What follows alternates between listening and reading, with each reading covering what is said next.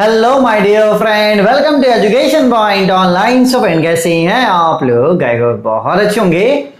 मेरे प्यारे बच्चों, आज हम लोग बात करने वाले कंप्यूटर साइंस इंजीनियरिंग के सिलेबस के बारे में फॉर आरजीपीवी यूनिवर्सिटी भोपाल। ऐसा मेरा प्यारा बच्चा जो अपना बीटेक आरजीपीवी यूनिवर्सिटी से कर रहा है और जिसका ब्रांच कंप्यूटर साइंस से बेटा, तो कंप्यूटर साइंस वाले बच्चों को फिफ्थ सेमेस्टर में कौन कौन सा सब्जेक्ट पढ़ना होता है और कौन सा सब्जेक्ट कैसा है बेटा, आज के इस वीडियो में बात करेंगे अपन। देखो यार, 7 तो बहुत था हमारा।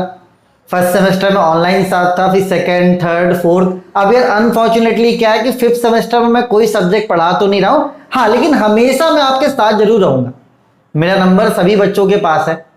हाँ यार, ये मत करना कि अब काम निकल गया सर से तो भैया 4th सेम हो गया, मैथ्स वगैरह क्लियर हो गया तो अब यार चैनल को अनसब्सक्राइब मत कर देना, चैनल को सब्सक्राइब ही रहने देना। और मेरा जो नंबर है बेटा वो हमेशा सेव रखना, क्योंकि मैंने क्या बोला कि अगर लाइफ में कोई साथ आपके खड़ा हो चाहे हो, मैं जरूर आपके साथ खड़ा होना चाहूंगा। ठीक है, तो चलो यार, गाइडेंस वीडियो के लिए कि भैया हमारे थर्ड ईयर के बच्चों को थोड़ा सा मोटिवेट करें। बीच बीच में आप लोग भी कमेंट करते रहिएगा, सर इंपॉर्टेंट क्वेश्चन दे दो, ये दे दो, वो दे दो, तो भैया हम बना देंगे वीडियो, है ना। तो भैया कोई नाराजगी मत रखना कि सर अब हमें नहीं पढ़ाने वाले हो। चले बेटा, देखिए जो पहला सब्जेक्ट है ना आपका वो है थ्योरी ऑफ कंप्यूटेशन। ये देखो एल्गोरिथम सब्जेक्ट है बेटा, ये इंपॉर्टेंट है, इसको आप ढंग से पढ़ना। ये पूरा जो आपका फिफ्थ सेमेस्टर है ना वो आप मानकर चलो कि इंपॉर्टेंट है। इसको हम लोग टीओसी भी बोलते हैं शॉर्ट में। ठीक है, तो इस वाले सब्जेक्ट को अच्छे से पढ़ना, एल्गोरिथम है ये। ठीक है, और बहुत सारे लेक्चर्स आपको यूट्यूब में ही मिलेंगे और बहुत ऐसे लेक्चर्स है जो इंग्लिश में मिलेंगे, लेकिन अगर आप इंग्लिश वाले लेक्चर्स को भी प्रेफर करना चाहो तो कर सकते हो। होता क्या है ना, बस अपन को क्या है कि 3 से 4 बार वीडियोस को देखना पड़ता है इंग्लिश वाले की, तो वो भी हमें समझ में आने लगता है कि कहना क्या चाह रहा है। ठीक है, तो थोड़ा सा सेल्फ एक्सप्लोर करो, है ना, थोड़ा सा यूट्यूब में सर्च करो, लेकिन ये पढ़कर जाना, अच्छा सब्जेक्ट है ये।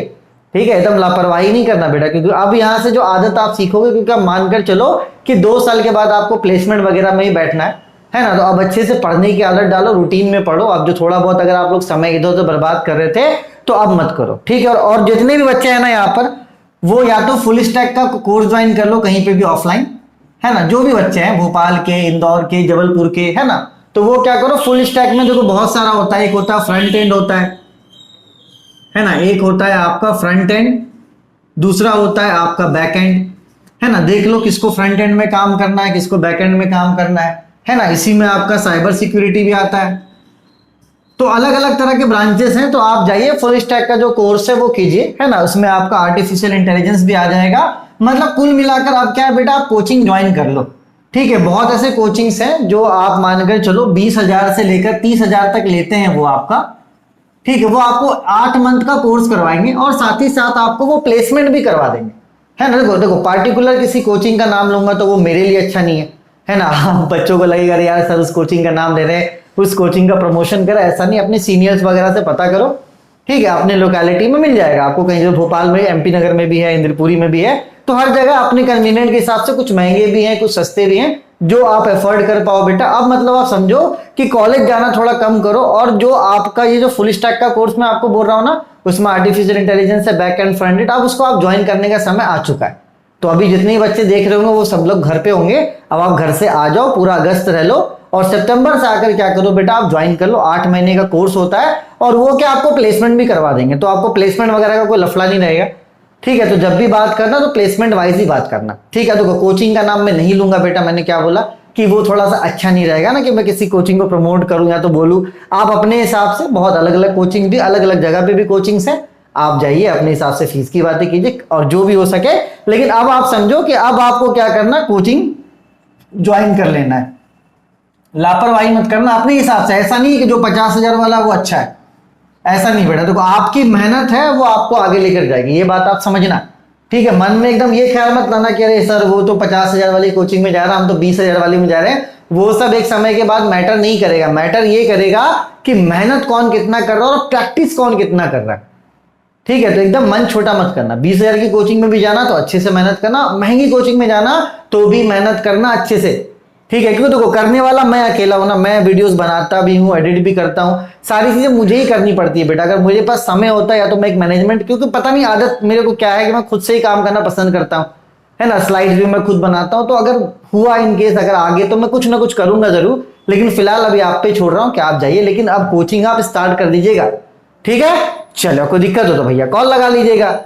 और ये आपका डीबीएमएस है, ये भी इंपॉर्टेंट है। ये दो सब्जेक्ट आपके हो गए मेन मेन, है ना, पहला ये है दूसरा ये। आप देखो तीसरा जो सब्जेक्ट है ना वो इलेक्टिव है। इलेक्टिव मतलब क्या है कि कॉलेज वाले क्या करेंगे, चूज करेंगे। कोई कॉलेज वाला हो सकता है आपको डेटा एनालिटिक्स पढ़ाए, कोई कॉलेज वाला आपको पैटर्न रिकॉग्नाइजेशन पढ़ाए, और कोई आपको साइबर सिक्योरिटी पढ़ाए। मतलब इन तीनों में से कोई एक सब्जेक्ट आपको पढ़ना होगा।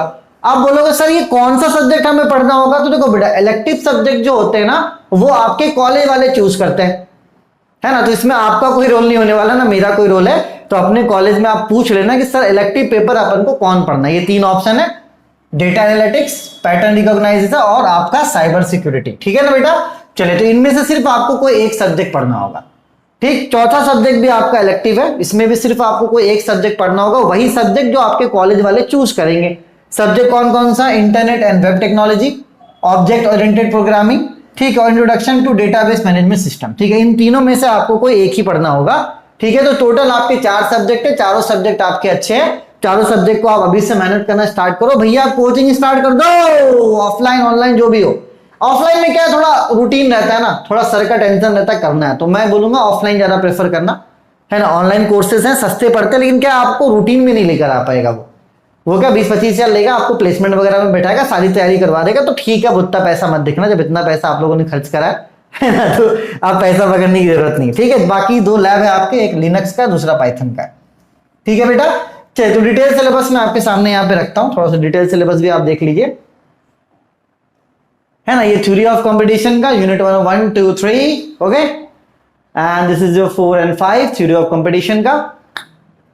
कंप्यूटेशन डेटाबेस मैनेजमेंट का ये रहा unit 1, 2, 3, 4, okay, and this is unit number 5, ठीक है बेटा। आपको लग रहा होगा, स्क्रीनशॉट लेते चले जाना, है ना। इलेक्टिव पेपर डेटा एनालिटिक्स में ये पढ़ना है आपको, ठीक। चलिए 4, 5 हो गया।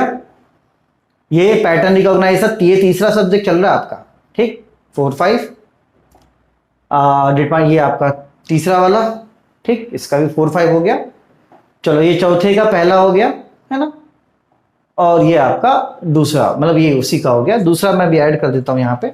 क्या 15 स्लाइड ही ऐड होते हैं मेरे इसमें यार, है ना। इस बार पहली बार इतना बड़ा स्लाइड बना है कि मैं क्या बताऊं, ठीक है। तो 15 हो चुका है, ये आपका 16, ठीक। ये आपका ऑब्जेक्ट ओरिएंटेड प्रोग्रामिंग का, आप चाहो तो स्क्रीनशॉट ले लो, ठीक है।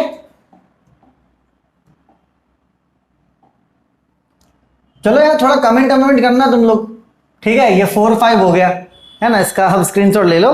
कमेंट वगैरह करना हमेशा, है ना, कि जुड़े हुए रहो किसी ना किसी माध्यम से, है ना। कम से कम बोला सर इंपॉर्टेंट क्वेश्चन बता दीजिए, 16, 17 हो चुका था, ये 18, ठीक। इसका आप स्क्रीनशॉट ले लो, ठीक है ना। आराम से भैया थोड़ा कैजुअल बोला, आज चलो बच्चों से थोड़ा बात ही कर लेते हैं 19 ही था, ठीक है बेटा। तो ये शायद इतना ही था, एक ये लास्ट में देख लेता हूँ, ये है क्या, हाँ यूनिट नंबर 4, 5, ठीक है बेटा। चलो तो ये सब सारी चीजें आपको पढ़नी, तो आपको समझ में आ गया होगा, मैंने आपको सिलेबस दे दिया है बेटा।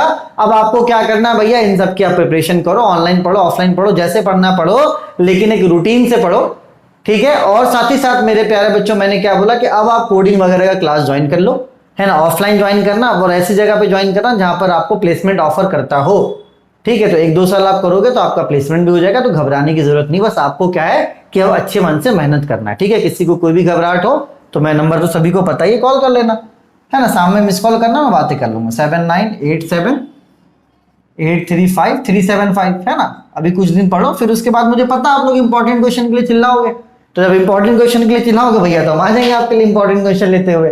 तो मैंने क्या बोला बेटा, साथ कभी नहीं छोड़ना है।